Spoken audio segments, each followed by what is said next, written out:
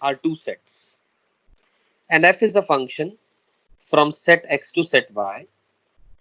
If f of c is equal to y, और दिया हुआ है c is a subset of capital X, y is a subset of capital Y, right? This is given to us. और एक और चीज given है कि f इनवर्स d का जो है वो x के इक्वल है, और d जो है y का सबसेट है, और x जो है कैपिटल X का सबसेट है। ठीक है ना, यहां तक समझ में आती है बात ये? ठीक है, तो इन चारों में से कौन सी ट्रू स्टेटमेंट है उसके बारे में अपने को कमेंट करना है। अब इतना सब लोग जानते हैं, अगर ये मान लो ये सेट x है, ये सेट y है, यहां से यहां तक f एक फंक्शन है सेट x से लेकर के सेट y तक, तो ये f है, तो ये f इनवर्स होगा from y to x if the function is invertible. If the function is invertible तब ऐसा होगा, हम जानते हैं। डोमेन और domain becomes range, range becomes domain inverse निकालते वक्त, और जो रेंज होती है वो कोडोमेन के बराबर होती है फंक्शन की। ठीक है बात यहां तक? चलिए अब ध्यान से देखिए, ये लिखा है f of c is equal to y। किसी c पर वैल्यू y है तो c x का सबसेट है और y कैपिटल Y का सबसेट है। तो आइए सॉल्यूशन पे चलते हैं।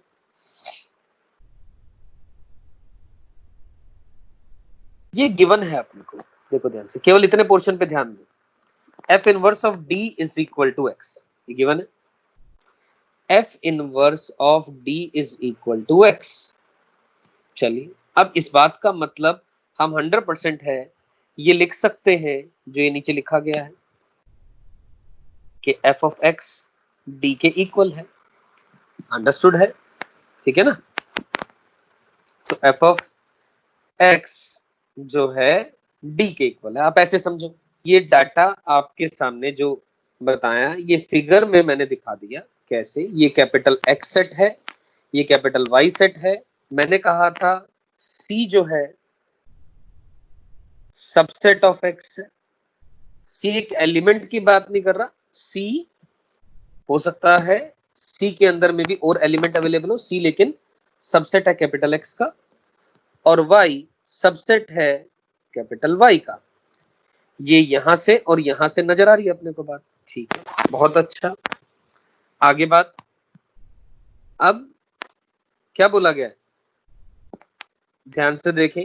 इफ अगर मैं ये A जो है सबसेट ऑफ X मानता हूं, हमें कहा गया यहां से पता चला f ऑफ x d है। मान लो ये x एक एलिमेंट है, ठीक है ना, ये कलेक्शन ऑफ x है, और वो सारे सारे x छोटे x इस कैपिटल X का क्या है, पार्ट है, सबसेट है। और इसी तरह d क्या है, एक सबसेट है जो y का, मतलब d is available in set y in a same manner जैसे छोटा y अवेलेबल है। ठीक है ना, x उसी तरीके से जैसे छोटा c अवेलेबल है कैपिटल X के अंदर में। तो हमने कहा कि अगर इफ, देखिए ध्यान से, ये थर्ड ये वाली line, if a is belong to या a is a subset of capital X small x, a is a subset of small x, ये वाला पोर्शन इसकी बात कर रहा हूं मैं, a the one I have shade. तो ध्यान से देखो, a अगर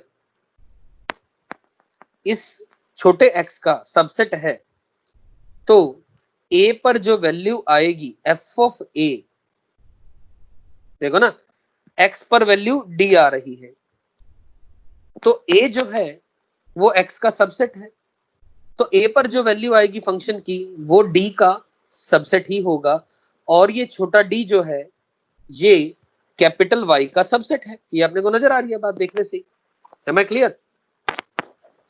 तो ध्यान से देखो, ये डायग्राम बनाया जा सकता है।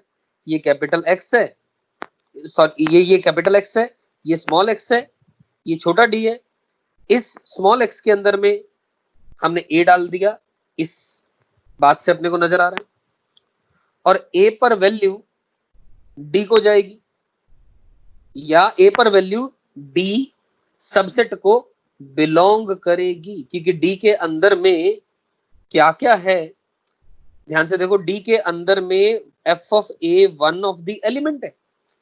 ठीक उसी प्रकार से जैसे छोटे एक्स के अंदर में छोटा ए एक एलिमेंट है, उसी तरीके से ऐसे कितने ए हैं, हर ए के कॉरस्पॉन्डिंग वैल्यू इस छोटे डी के अंदर में आ रही है, और जो छोटा डी है वो कैपिटल वी के अंदर में, कैपिटल वाई के अंदर में। तो ध्यान से देखो, तो ये फंक्शन अगर यहां से यहां तक फंक्शन एफ था, तो यहां से यहां तक फंक्शन एफ इनवर्स है, हम जानते हैं। तो अगर ये इनवर्स है तो स्मॉल एक्स और स्मॉल डी के लिए भी मैं ये फंक्शन इनवर्स बोल सकता हूँ, ये चीज इस तरीके से, मतलब एफ इनवर्स ऑफ, मतलब अब मैं इधर से इधर की तरफ जा रहा हूं, वाई कैपिटल वाई के किसी भी सबसेट से कैपिटल एक्स के किसी भी सबसेट की तरफ जा रहा हूं, एफ इनवर्स किसका, एफ ऑफ ए का। अब ए की जो वैल्यू, ए पर जो वैल्यू आई वो डी का सबसेट हुआ, यहां से पता लगा। अब इनवर्स निकालना है at when input is f of a which is available in छोटा d which is available in capital Y, obviously it will be pointing to the a value, है ना, ये इसी को तो पॉइंट कर रहा है, देखने से नजर आ रही है बात ये। और यहां से हम समझ पा रहे हैं, ध्यान से देखें, ऑप्शन नंबर डी सही हो जा रहा है। F inverse of F of A, F inverse किसका, एफ ऑफ ए एलिमेंट का, वो ए वैल्यू आ गई। मेरी बात समझ आ गई, ठीक है। अब मान लो मैं ऑप्शन नंबर एक एक करके ए की बात करूं, ये तो डी तो हमारा आंसर आ चुका। अब मैं मान लो ए पर बात करना चाहूं कि why it is wrong, f of f inverse b is equals to b. अब देखो ये लिखा है, I am writing it, f of f inverse of b is equal to b, ये लिखा है। Let me see again, f of f inverse b is equals to b. अब सवाल ये है, इसमें गलती क्या है, इसी डायग्राम को देखते हैं। F of f inverse of b, अब ध्यान से देखो, क्वेश्चन पे चलते हैं। पहली बात, बी के बारे में कोई भी कमेंट नहीं किया गया।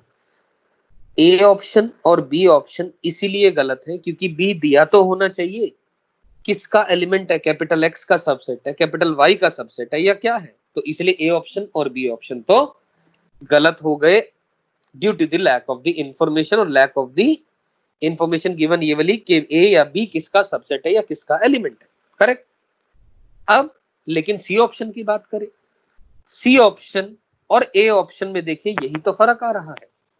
सी ऑप्शन में बी वाई का सबसेट दे दिया गया, f of f inverse b is equals to b when b is a subset of y,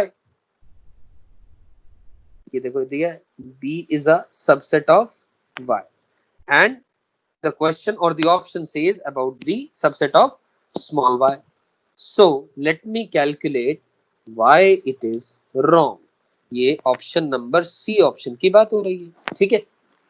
तो देखो b अगर y का सबसेट है तो मान लो हो सकता है b कहीं ना कहीं यहां पर था, ठीक है, b कहीं ना कहीं यहां पर था, b यहां था, तो दोस्तों f इनवर्स ऑफ b हो सकता है यहां पर आ रही हो वैल्यू, ठीक। b इज एन एलिमेंट या और वट एवर, या सेट मान लो छोटा, it belongs to subset y, छोटा y। तो आप ऐसे मान लो b यहां पर अवेलेबल है, इनफैक्ट इतने पोर्शन की बजाय व्हाट आई कमेंटेड हियर, इसकी बजाय मैं ऐसा बोल सकता हूं कि b तो यहां कहीं ना कहीं अवेलेबल है, ठीक है ना, b is a subset of Y.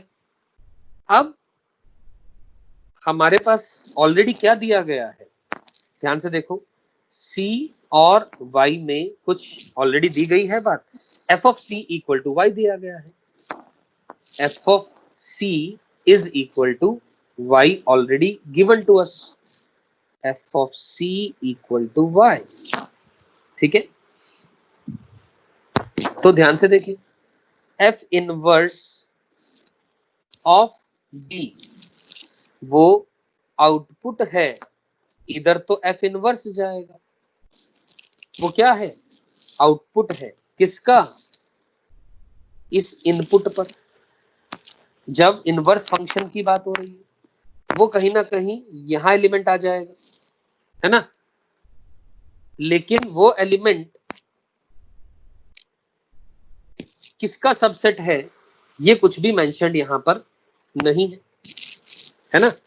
f inverse of b ये आउटपुट आया, यहां पर आ गया, नो डाउट अलग बात है, वो f के अंदर में जब इनपुट जाएगा तो आउटपुट b तो तब आ जाएगा, बिल्कुल सही है, लेकिन ये जो इनपुट है ये किसका एलिमेंट है, क्या ये गिवन है, no, it should have been given question में कि जो b है इसका सबसेट है और f of b belongs to, या तो c लिखा होता या कैपिटल X लिखा होता, इस तरीके की कुछ बात गिवन होनी चाहिए, तभी हम कमेंट कर सकते थे। यही तो फर्क है, ऑप्शन नंबर डी जो हमने ढूंढा, आंसर बोला f inverse of f of a।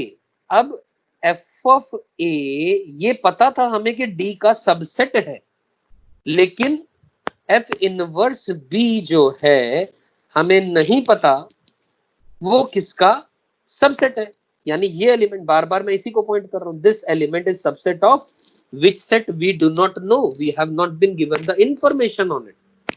So as a result, again due to the lack of the information, this option is also wrong. तो इसीलिए ऑप्शन नंबर डी सही हो गया। तो ध्यान रहे दोस्तों, ये इनवर्स ऑफ अ फंक्शन सब टॉपिक है, तो हमें ये गिवन जरूरी है सेट्स की भाषा में कि ए से बी एलिमेंट जा रहा है, ए से बी तक फंक्शन जा रहा है, तो कौन सा एलिमेंट किस सेट का सबसेट है, चाहे वो ए से बी फंक्शन की बात करूं मैं या बी से a inverse of a function की बात करूं मैं। I am sure this point is clear to all of you.